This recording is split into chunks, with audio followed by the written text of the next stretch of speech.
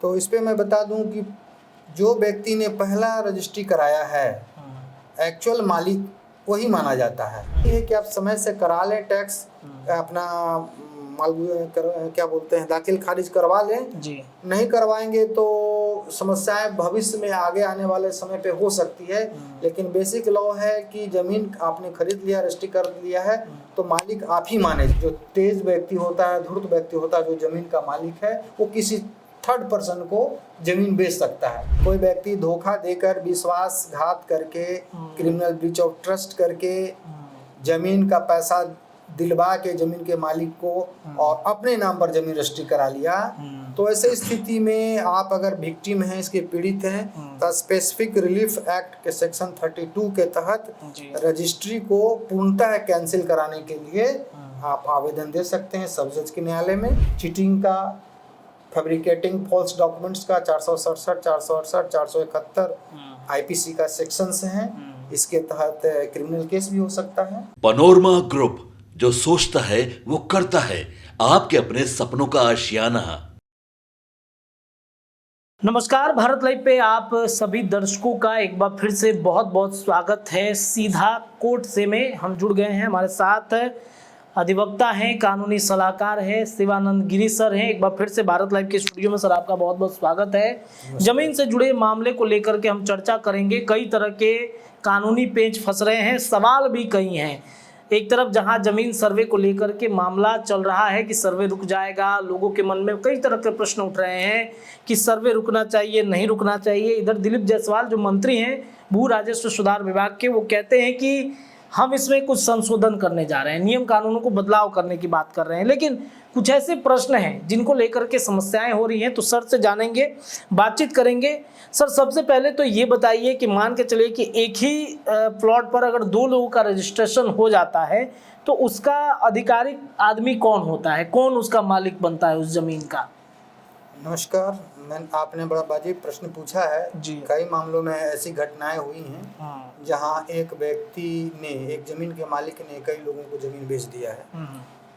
तो इस पे मैं बता दूं कि जो व्यक्ति ने पहला रजिस्ट्री कराया है एक्चुअल मालिक वही माना जाता है।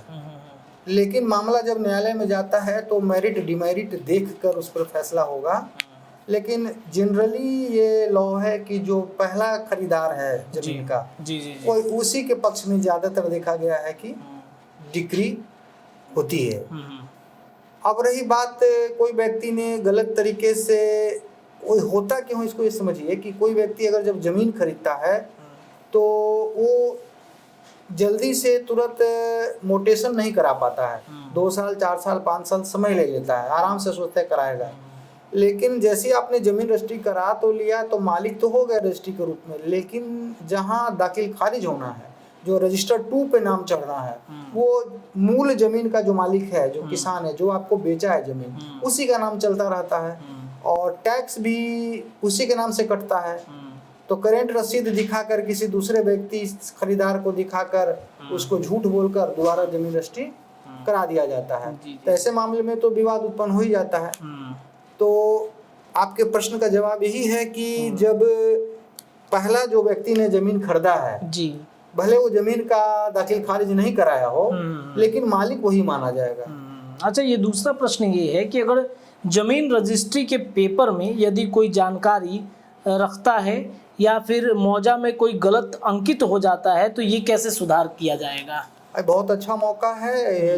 जो सर्वे हो रहा है इसमें आप अपना जो फॉर्म 2 भरेंगे उसमें जमीन का मौजा का नाम, आपका खाता, खेसरा, रकबा सब भराएगा।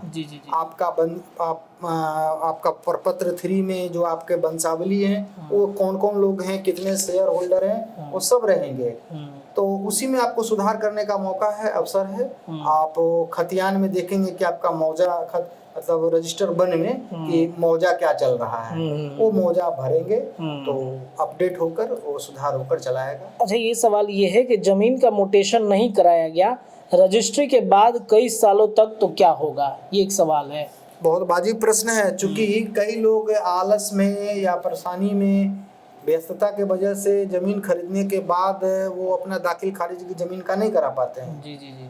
तो जमीन का कब्जा भी उसका रहता है, लेकिन जमीन का जो मालगुजारी रसीद है, जो लैंड रिसीट जो कटता है, वो पूर्व के जमीन के मालिक के नाम से कटता है। तो इसमें यही है कि आप समय से करा लें टैक्स, अपना क्या बोलते हैं, दाखिल खारिज करवा लें जी। नहीं करवाएंगे तो समस्याएं भविष्य में आगे आने वाले समय पे हो सकती है। लेकिन बेसिक लॉ है कि जमीन आपने खरीद लिया, रजिस्ट्री कर लिया है, तो मालिक आप ही माने जाएंगे। और दाखिल खारिज आप करा लेंगे तब आपके नाम पे रजिस्टर 2 पे चढ़ जाएगा और आप उसके जो टैक्स जो देना रहता है आप सरकार को टैक्स देंगे। तो बहुत ज़्यादा प्रॉब्लम नहीं है, लेकिन करा लेना चाहिए। नहीं कराने पर इसका फायदा जो तेज व्यक्ति होता है, धूर्त व्यक्ति होता है, जो जमीन का मालिक है, वो किसी थर्ड पर्सन को जमीन बेच सकता है, सेकंड सेल कर सकता है प्रॉपर्टी को। ऐसी स्थिति में आपको परेशानी होगी। अच्छा, एक सवाल ये है कि जमीन रजिस्ट्री के वक्त गवाह बना व्यक्ति या दलाल जिसने पहचान कराया है, वो अगर मान लीजिए कि अपने नाम पर जमीन करा लेता है, तब तो समस्या होती है। तब वो क्या करेंगे? तब कैसे मालिक उस जमीन को छुड़वाए उससे? ये तो क्रिमिनल केस हो गया। कोई व्यक्ति धोखा देकर, विश्वासघात करके, क्रिमिनल ब्रीच ऑफ ट्रस्ट करके जमीन का पैसा दिलवा के जमीन के मालिक को और अपने नाम पर जमीन रजिस्ट्री करा लिया, तो ऐसे स्थिति में आप अगर विक्टिम हैं, इसके पीड़ित हैं, तो स्पेसिफिक रिलीफ एक्ट के सेक्शन 32 के तहत रजिस्ट्री को पूर्णतः कैंसिल कराने के लिए आप आवेदन दे सकते हैं सब जज के न्यायालय में, और पूरे फैक्ट्स को बताएंगे कि भाई हम अपने नाम से जमीन खरीदने के लिए हमने इनको पैसा दिया था और ये अपना वो पैसा अपने लिए इस्तेमाल कर लिया, छल करके पैसा लेके अपने नाम से उस जमीन को रजिस्ट्री करा लिया, हमारे साथ छल हुआ है। तो एक क्रिमिनल केस भी कर सकते हैं, क्रिमिनल ब्रीच ऑफ ट्रस्ट का, चीटिंग का, फैब्रिकेटिंग फॉल्स डॉक्यूमेंट्स का 467, 468, 471 आईपीसी का सेक्शंस हैं। इसके तहत क्रिमिनल केस भी हो सकता है। अच्छा, ये क्रिमिनल केस भी होगा। और उस वो जो आप जो जमीन जो रजिस्ट्री करा लिया है, उस जमीन के रजिस्ट्री कराने के लिए आप कैंसिल कराने के लिए भी आप आवेदन दे सकते हैं, जो मैंने सेक्शंस बताया 32 स्पेसिफिक रिलीफ एक्ट का जो लॉ है उसके तहत। चलिए, बहुत बहुत धन्यवाद सर। तो ये 4 प्रश्न थे हमारे पास, कुछ दर्शकों के थे और कुछ हमारे द्वारा प्रश्न निकाले गए थे। तो सीधा कोर्ट में हम जुड़ रहे थे शिवानंद गिरी सर से, कानूनी सलाहकार है, अधिवक्ता हैं, वरिष्ठ अधिवक्ता हैं, इनसे बातचीत हम कर रहे थे। आगे की जानकारी नेक्स्ट वीडियो में हम आपसे लेंगे। अगर आपके मन में भी जमीन से जुड़ा हुआ कोई प्रश्न है तो आप कमेंट करके जरूर पूछिएगा। एक चीज हाल मैं बता देता हूँ, आप ये प्रश्न बहुत दर्शकों को आपको बता दूं जी। कई बार विवादित जमीन होते हैं, मुकदमे जिसमें केस चल रहा होता है, तो ऐसे स्थिति में आप कैसे सर्वे कर्मचारी को बताएंगे, उसका कैसे रजिस्टर 2 पे कैसे नाम चढ़ेगा, इस पे मैं बता दूं कि आप कानूनगो से मिलेंगे, अमीन से मिलेंगे, जो अभी सर्वे कराने की ड्यूटी है। आप उस केस का रेफरेंस देंगे, कॉपी देंगे और बताएंगे कि देखिए ये मुकदमा पेंडिंग है, न्यायालय में सब जुडिस है, तो वो रजिस्टर 1 पे जो तैयार कर रही है उसका केस नंबर का जिक्र देते हुए कॉलम में रिमार्क्स में वो लिख देगा कि विवादित जमीन है। और जब वो विवाद समाप्त हो जाएगा, न्यायालय के द्वारा अंतिम डिक्री मिल जाएगा, तब वो आप जाएंगे कर्मचारी के पास, तो वो नाम सुधार हो जाएगा और आपके नाम से फिर वो चढ़ जाएगा रैयतधारी के रूप। जी बिल्कुल। तो ऐसे ही कई ऐसे कठिन प्रश्न हैं जो समझना बेहद ज़रूरी है। तो आपके मन में वो प्रश्न आप कमेंट में करके बताइए, हम सर से नेक्स्ट बार जुड़ेंगे तो इनसे ज़रूर पूछेंगे कि क्या उसका समाधान किया जा सकता है। लेकिन अभी के वीडियो के लिए ही जुड़े रहिए भारत लाइव पर, इस तरीके की तमाम खबरें आपको सबसे पहले मिलेंगी। बहुत बहुत धन्यवाद। पनोरमा ग्रुप, जो सोचता है वो करता है। अगर ये वीडियो पसंद आई और वह बिहार के राजनीति और बिहारियत से सरोकार रखेनी तो सब्सक्राइब बटन दबा के चैनल के सब्सक्राइब कर ली। ओजे एगो घंटी बा, ओकरा बटन दबा देला से कुल सटीक और मारक खबर रुआ मुफ्त में मिल जाई। अगर रुआ पत्रकारिता के हमनी के नया प्रयोग में सहयोग कर चाहतानी तो ज्वाइन बटन दबा दी। पेटीएम नंबर नोट कर ली 9386816700। धन्यवाद।